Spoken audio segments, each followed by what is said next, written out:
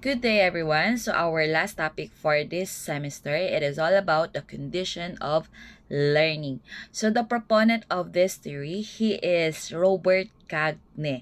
He is a prominent educational psychologist. He introduced this condition of learning. So on his theory, he outlines how an individual acquires an intellectual skills or acquire knowledge effectively. So in his theory, he identified five major categories of learning. First, verbal information, intellectual skills, cognitive strategies, motor skills, and attitudes.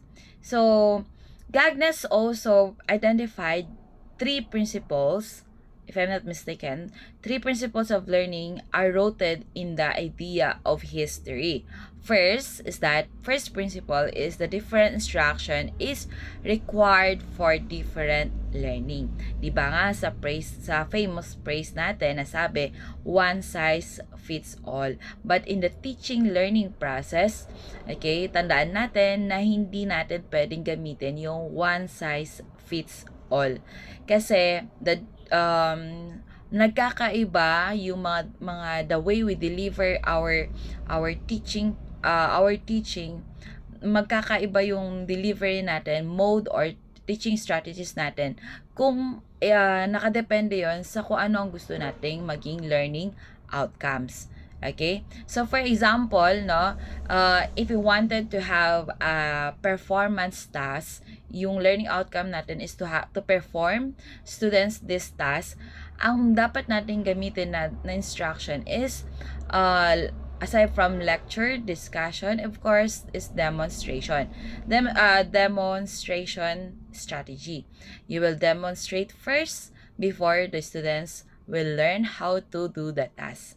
Okay, so in this principle, Gagne's theory asserts that there are several types of levels of learning. So in this theory, it implies that each different type of learning calls for different types of instruction. Okay, so ito na yung sinasabi ko, the five categories of learning. We have the verbal information. So dito sa verbal information, it involves the recalling, using of facts, definitions, or other forms of knowledge. For example, sa learning historical dates or mathematical formulas falls under this category, the verbal information. Tandaan natin, ang verbal information, it involves the recalling, use of factual, definitions, and other forms of knowledge. Next category naman ay we have the intellectual skills, the discrimination, concrete concepts, defined concepts, rules, higher order rules. So in this category, these are the procedural skills. These are the procedural skills that enable problem solving and reasoning, such as, for example, learning to analyze, classify, or rules. Okay? For example, dahil nga math major tayo, di ba? Solving math problems or understanding grammar rules. Okay? For the English majors. Didn't magpo-fall sa category of intellectual skills. Next is the cognitive strategies.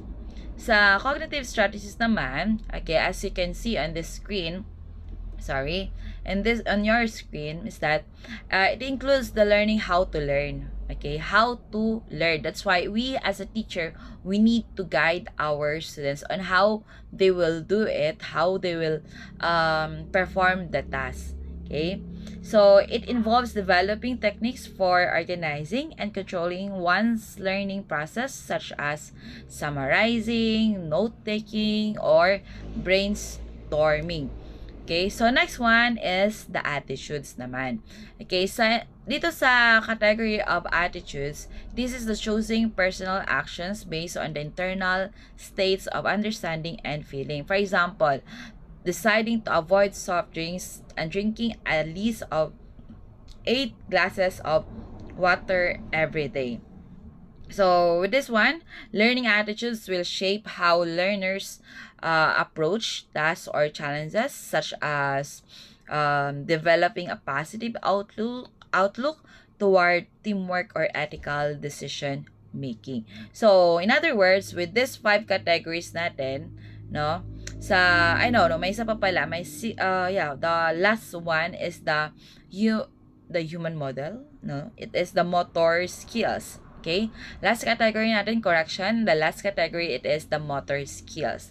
Sa motor skills naman, of course, when we talk about motor, it refers to physical actions and coordinations that required to perform the task. Like, for example, executing the performances like dancing, singkil dance. Yan. Okay? Or even like riding a bike, typing, playing a musical instrument, and so on. So those are the 5 categories of learning according to Robert Gagne. So tandaan natin that each category is supported by tailored instructional method to maximize learning effectiveness. Okay? So next principle natin, we have here the learning hierarchies define what intellectual skills are to be learned and a sequence of instruction. Alam niyo ba na to have an effective teaching learning process, we must have a sequence of instruction. Hindi yan pwedeng basta nagturo na lang tayo. Just like what we are doing right now. Okay, you are having your demo teaching, and before you execute your demo teaching, you have planned first your lesson plan. Kung mapapansin nyo sa lesson planning ninyo, may by parts yun. Diba? With the first part, stating the learning objectives, up to the last part, which is the assignment. So, ibig sabihin nun, may pagkakasunod, may sequence tayong sinusunod. Okay? Kasi, Gagne suggests that learning tasks for intellectual skills can be organized in hierarchy according to complexity. Yan. So next principle, it is the events of learning to operate on the learner in ways that constitute the conditions of learning. Okay? So in this event, we should satisfy or provide the necessary conditions for learning and serve as the basis for designing instruction and selecting appropriate media. Tandaan natin, no, when we construct a lesson, let us make sure na we consider the learning environment, the appropriate style for our learners. So in this theory, it includes the 9 instructional events and it corresponds to the cognitive process. Ayan. Okay?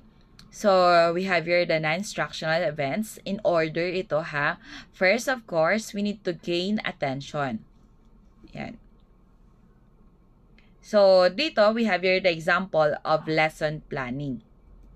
Okay, but before that, according to Gagne, you must first get the attention. Number 2, do not forget to inform your learners what will be their expectations to the lesson proper. Number 3, of course, do not forget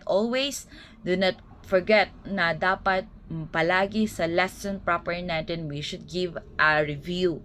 Kasi review will give them the time to retrieve what they have stored in their memory bank.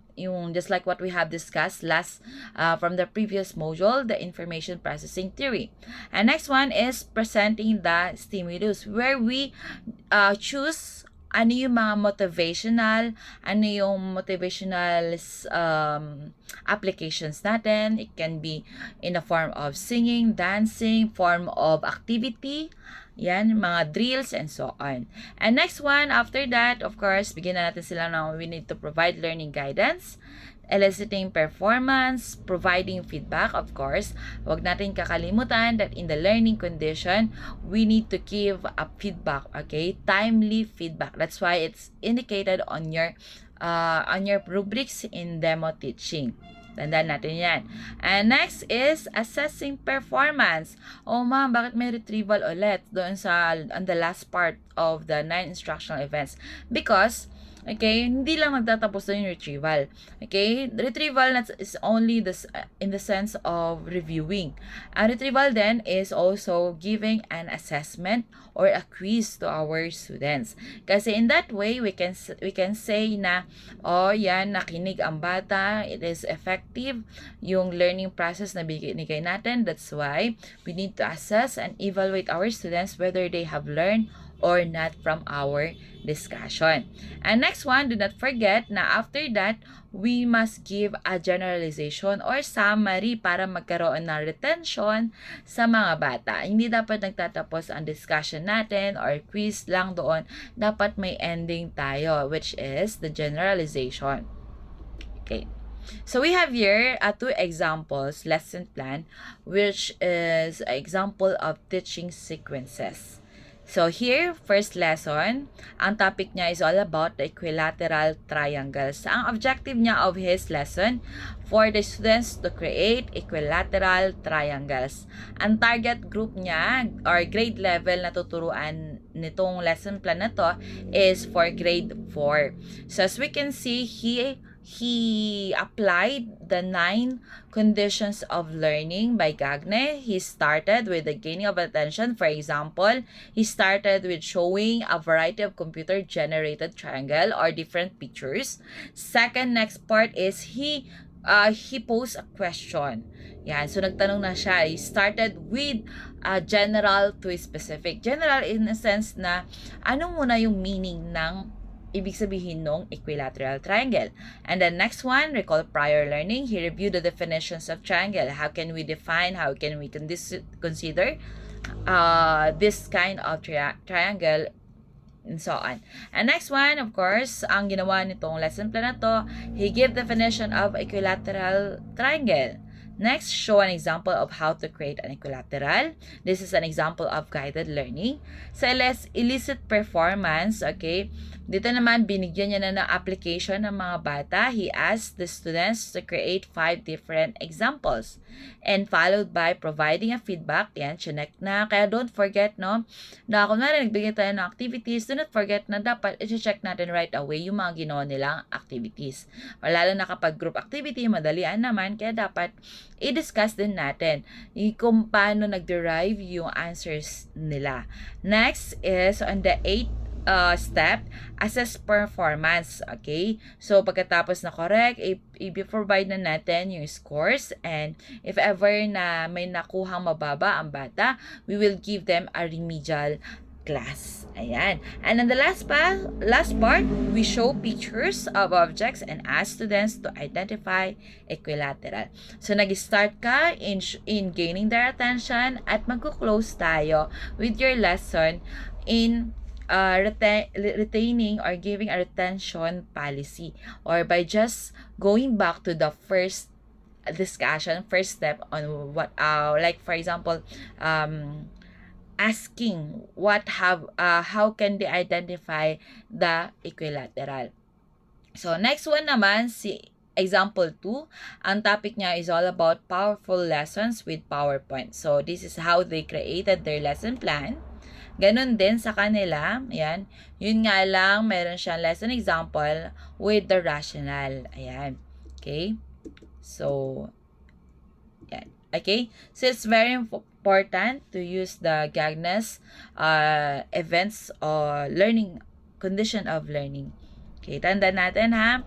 Okay, so first one, we have the 9 instructional events of Gagne. We start with the gaining attention, informing learners of the objective, stimulating recall of prior learning, presenting the stimulus, providing learning guidance, elicit performance, providing feedback, assessing performance, and enhancing retention and transfer.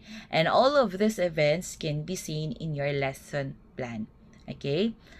So, with this, we are now on the last task. Please type your complete name on the comment box. Okay? If you have finished all the 3 topics from the first, second, and this last video recorded, meaning to say you will have your rewards by tomorrow. Okay, so that's all for this night. Thank you very much for listening.